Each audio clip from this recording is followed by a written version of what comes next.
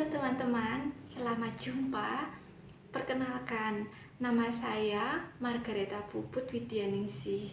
Saya sering dipanggil Suster Evila HK, mahasiswi STPK semester 5. Izinkan saya untuk menjawab beberapa pertanyaan yang diberikan oleh Pak Greg sebagai dosen pengampu mata kuliah bioetika.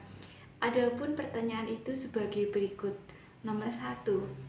Jelaskan definisi dan alasan hukuman mati. Yang nomor 2, jelaskan sejarah pelaksanaan hukuman mati. Yang nomor 3, jelaskan alasan mahasiswa setuju atau tidak setuju dengan hukuman mati. Baiklah, jawaban yang nomor pertama, definisi dari hukuman mati itu adalah suatu hukuman atau vonis yang dijatuhkan pengadilan atau tanpa pengadilan sebagai bentuk hukuman terberat yang dijatuhkan atas seorang akibat perbuatannya. Lalu, alasan hukuman mati menurut Hikmahanto ada 5 alasan, yaitu yang pertama, negara yang menghimbau untuk tidak dilaksanakannya adalah negara dari warga yang akan dieksekusi. Hal ini wajar karena setiap negara mempunyai kewajiban untuk melindungi warganya dari apapun. Ini pun sering dilakukan oleh pemerintah Indonesia terhadap warganya yang menghadapi hukuman mati. Yang nomor 2, ada negara-negara yang hendak menyebarkan moral tertentu kepada negara lain.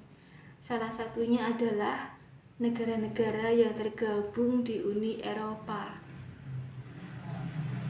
Yang ketiga, penerapan hukuman mati masih dianut oleh banyak negara, termasuk sejumlah negara di Amerika Serikat.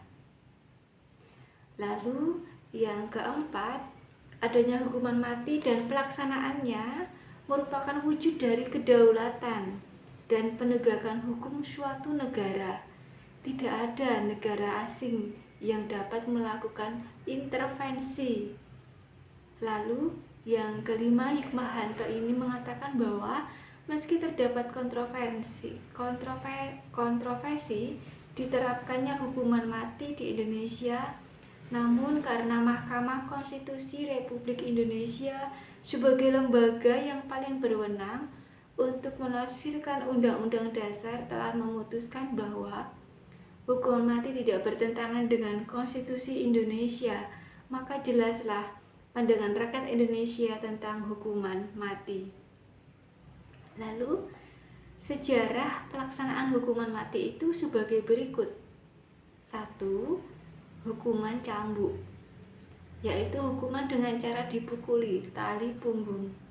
Yang kedua, hukum pancung, hukuman dengan cara potong kepala. Yang ketiga, hukum gantung, yaitu hukuman dengan cara digantung di tiang gantungan. Yang keempat, suntik mati, hukuman dengan cara disuntik obat yang dapat membunuh. Yang kelima, hukuman tembak, hukuman dengan cara menembak jantung seseorang. Biasanya pada hukuman ini terpidana harus menutup mata untuk tidak melihat. Lalu yang keenam, rajam, yaitu hukuman dengan cara dilempari batu hingga mati. Yang ketujuh, kamar gas, hukuman mati dengan cara disekap di dalam kamar yang berisi gas beracun. Yang kedelapan, dengan gajah, hukumannya dilakukan dengan cara diinjak oleh gajah kepala orang yang akan dihukum, dan hal ini terjadi pada masa Kesultanan Mughal. Lalu yang ketiga, alasan mengapa saya memilih untuk tidak setuju pada hukuman mati, karena hukuman mati itu bukan akhir dari segalanya, dari semuanya. Bukan berarti orang yang sudah dihukum mati itu menjadi jera. Tentu banyak kelompok orang yang akan balas dendam dengan cara demikian. Mereka masih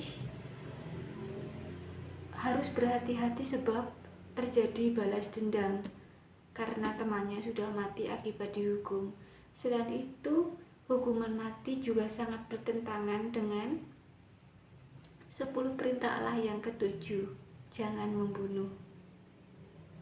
Demikianlah teman-teman hasil jawaban dari pertanyaan bioetika yang bisa saya bagikan. Atas perhatiannya saya ucapkan terima kasih. Berkah dalam.